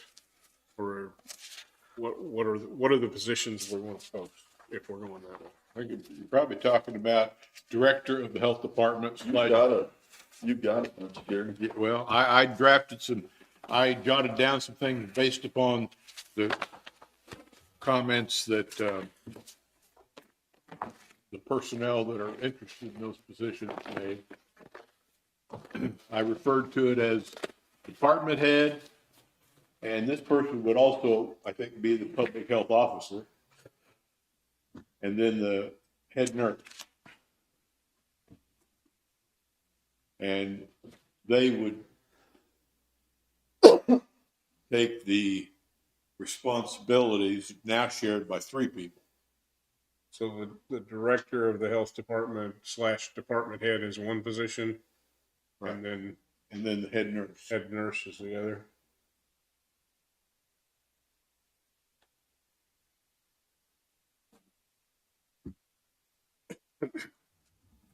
And then you've also got another nurse that works in other areas over there.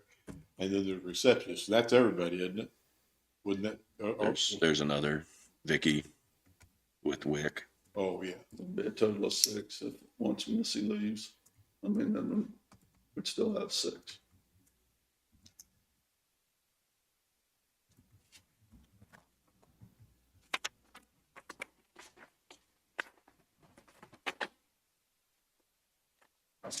So you'd be talking about eliminating one position and taking the duties that Missy has now and dividing them between the head nurse and the department head.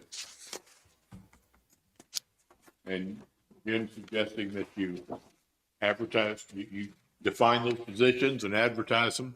And if the current employees are interested in them, they should, we normally, when we advertise them within, and then we advertise outside.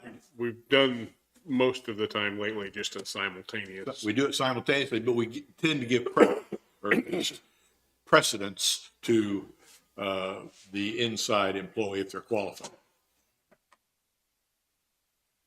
Can I read this letter that we received? Want to?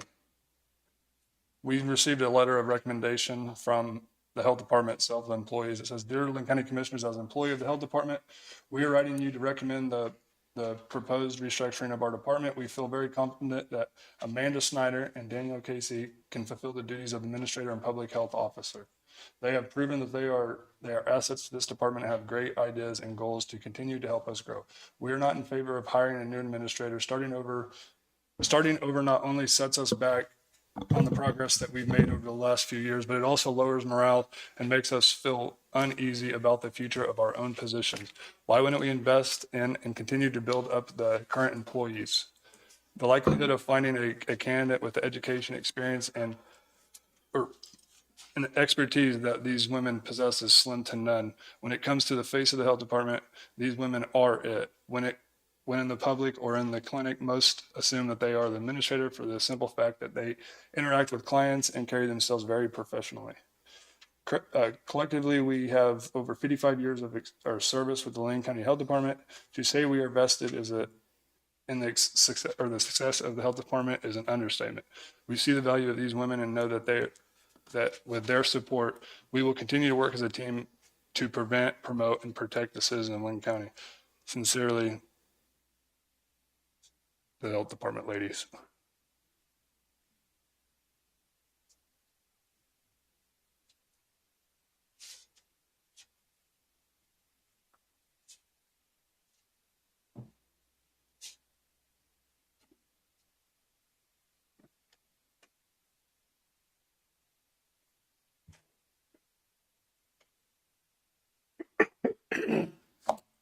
So, as I've said through a few of these with the health department, and it's not easy, and it's not fun. So, what do you guys suggest the starting rate of these positions are? We have 4 days to, I guess not, we're not going to get it filled in 4 days, but So then we have to become the public health officer, right, as a board? So we have to act as that. And that's, who knows how long that'll take. We have kind of proposed job descriptions for those two positions, Gary, or do we know? What they did was take the current job description of the administrator and just mark it up and say, this ought to go to this one and this ought to go to this one, but I have not drafted anything, basically. But we have the way they were proposing splitting it up, or you have that, or? Right. We've got, Because obviously, if the people that are there now want to apply, they're gonna kind of know that, but if we're going to advertise, we would need to have something to show people that want to apply too. this is the thing they provided before that took the tasks of the current director and allocated which of these two positions those would go to.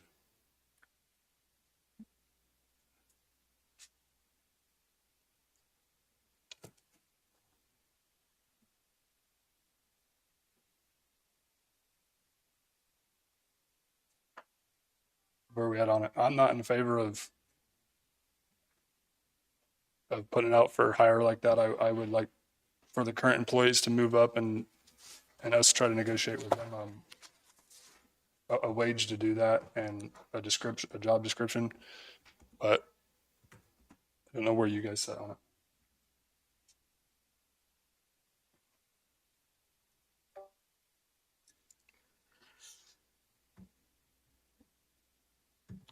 What's our cost savings going to be under the proposed changes that we're looking at? That's what I'm trying to figure over here. Are we now at a neutral position, or are we still looking at having things scaled back?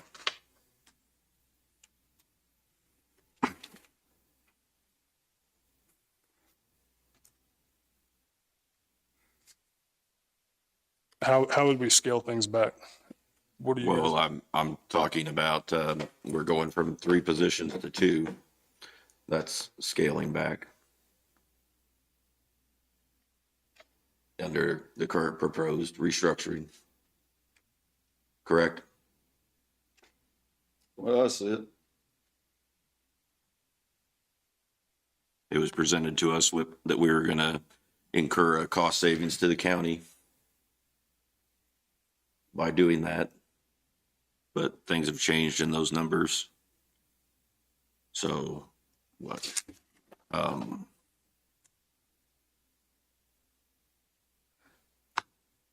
We make that change. Can we go ahead and read what was proposed to us first? As far as hours? As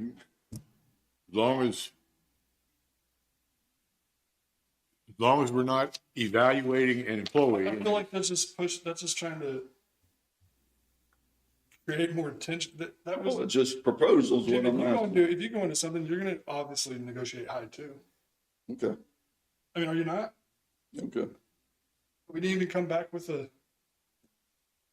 that's where I'm at. I would like to try to negotiate with moving Amanda up and working from there. That's where I am. So if you guys want something else, you guys can discuss it. My concern there, Danny, is I don't get the feeling that they're open to negotiating. But we did try. And what if we give her like a 60 or 90-day trial run?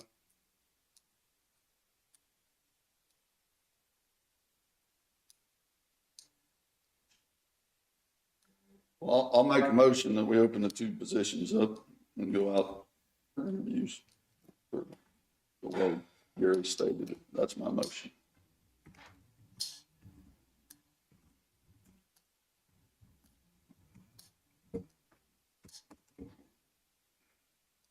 And if they want to apply, they can.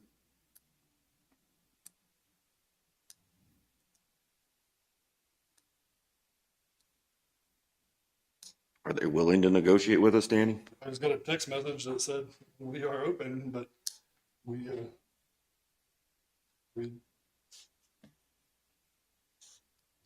It's on us to give her an answer. I mean, we didn't, so.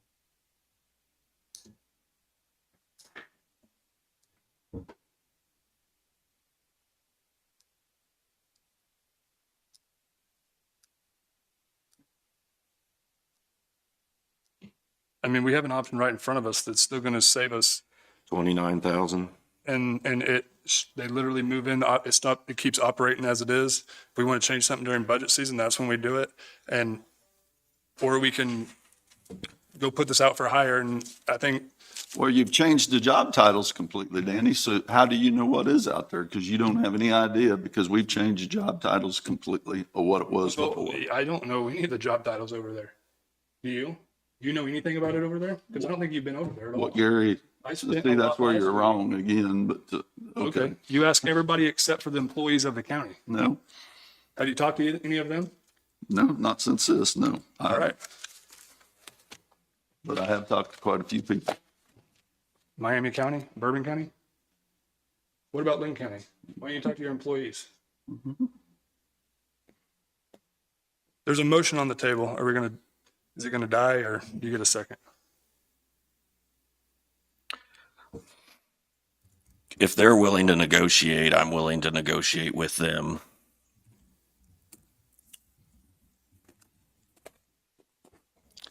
But like I said, my feeling was that we haven't been negotiated with at all.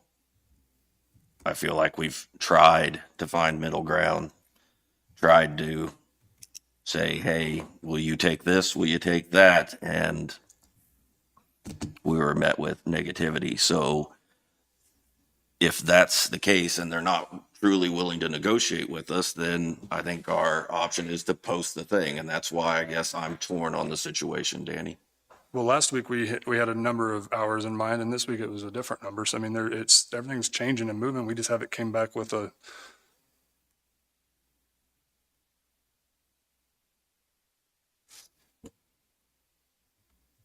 with a figure or a.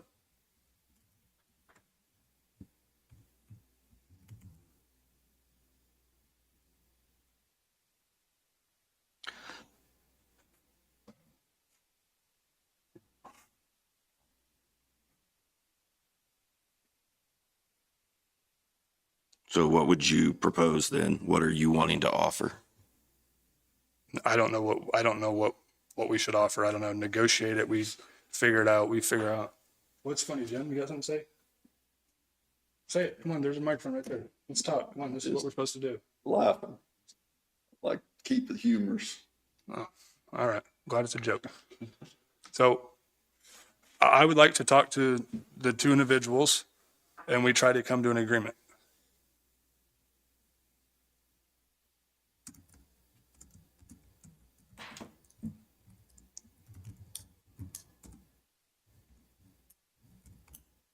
And now I would make a motion. I guess, do we need the motion Got a dies? motion on the floor.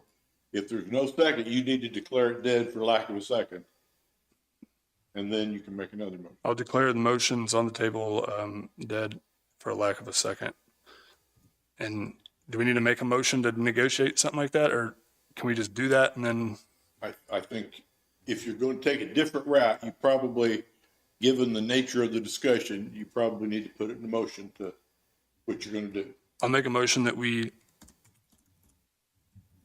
speak with the current employees at the health department about what they had proposed of moving their two employees up, and we can try to come to an agreement on terms, I guess. Our fallback plan is that if that doesn't work, we're posting the position just like Jim asked. Do we have any other options? I don't think we do. I'll second your motion, Danny. Motion been moved and second. All in favor? Aye. Aye. Opposed? Motion carries 2-1. I'd like to make a motion as far as going back to the health department to have Randy look at it and see what it takes as far as to make that to where we can put our senior meals in the north side of the health department.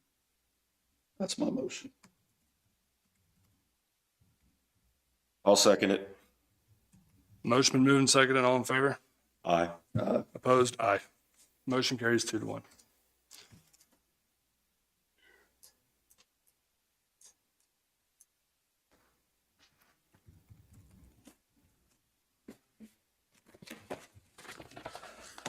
Do we have anything else today? I got 2 or 3 legal issues for our executive session, when you're ready for that. I did meet with Pam regarding the employee survey. It looks like we'll be able to use her system to handle that. I'm gonna submit to the department heads to ask them for questions and things that way that they would like to see encompassed in it, so we can begin to start building the survey and bring that stuff back to you guys for approval. Okay.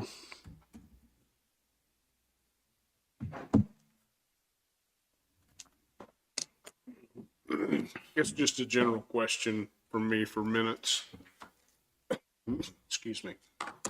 Typically, when there is a 2-1 vote, I've been listing who voted no. Do you guys want me to continue to do that just for the record, or?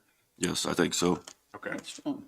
Let's say it's not anything we have to do, but I think I got in that habit years ago when we had some times where we had several votes like that.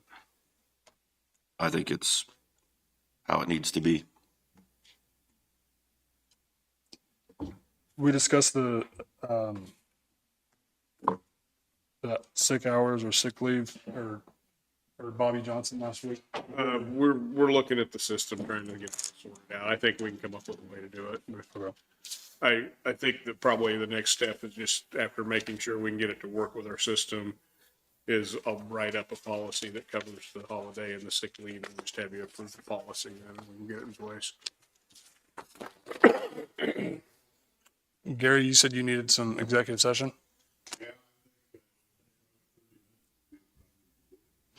Legal or? Legal, yeah.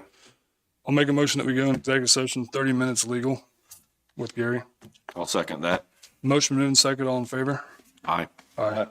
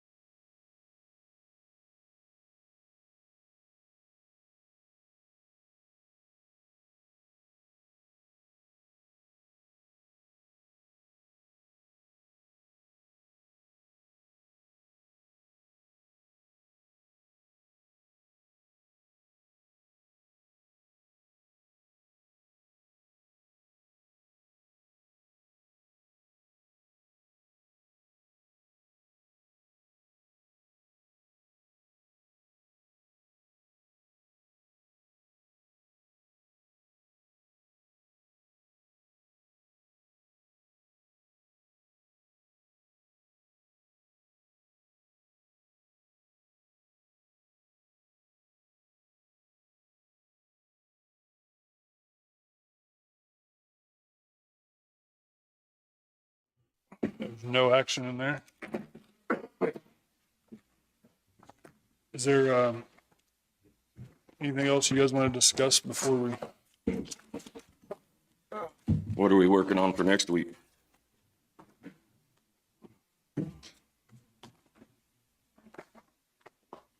Got Quick comm coming in, solid waste issues workshop Is QuickCom is going to give us an update on where they're at on the project? on their ARPA funds.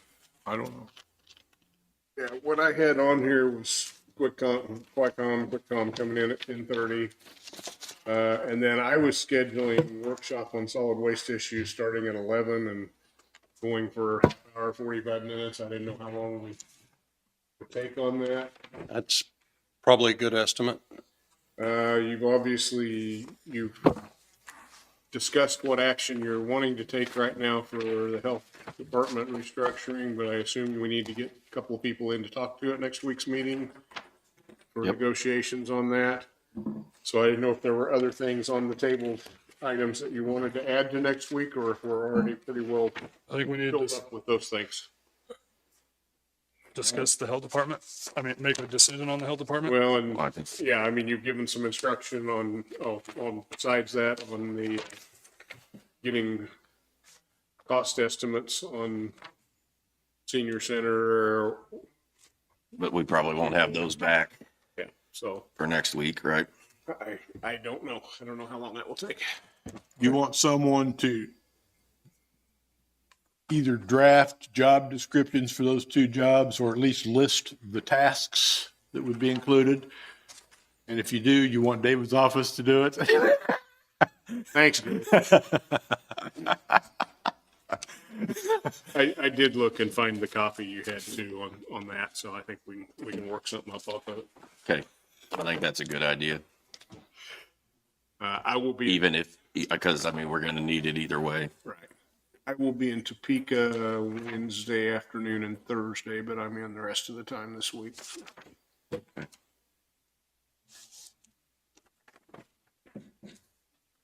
Anything else that we need to, Sean, you got anything, or you just? Yes, I had a gentleman come in just moments ago, Lauren Higginbotham. He's a board member for the Holmes Cemetery. They're doing some projects of work out there. This is our county road. This is their private drive. As you can see down the private drive, they've got a waterway crossing.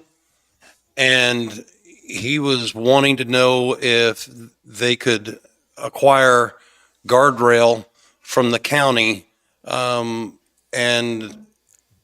with the project that we recovered all the guardrail from Prescott area on the reclamation project down there, Leftover?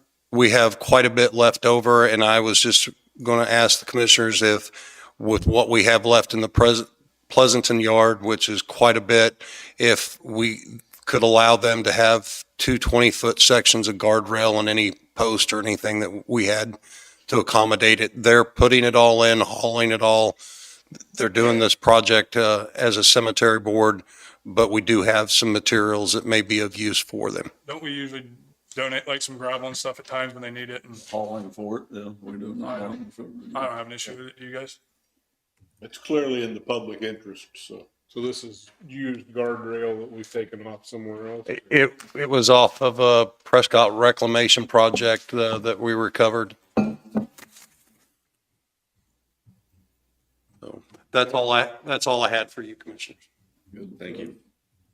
Do we need a motion to? Wouldn't hurt to have it in the. I'll make a motion that we allow the home cemetery to utilize some of our old salvaged guardrail to put on one of their entryways. I'll second it. Motion been moving second, all in favor? Aye. Thank you. Well, I think we got an agenda set for next week. Well, is there anything else you wanted to add off the table to talk about next week, or do you think you've got enough stuff there already? Jessica, is Sherry going to be in? Is she going to be in next week, or do you know? Okay. Just kind of leave it I think, yeah. at those things for now. Okay. All right, I'll make a motion to adjourn. I'll second it. Motion moving second, all in favor? Aye. Aye. Brought a bigger bottle today and I didn't use it all. I thought I Who's was got gonna need a second? bigger one. The way it'd been going, I was like, I'm gonna need a bigger bottle.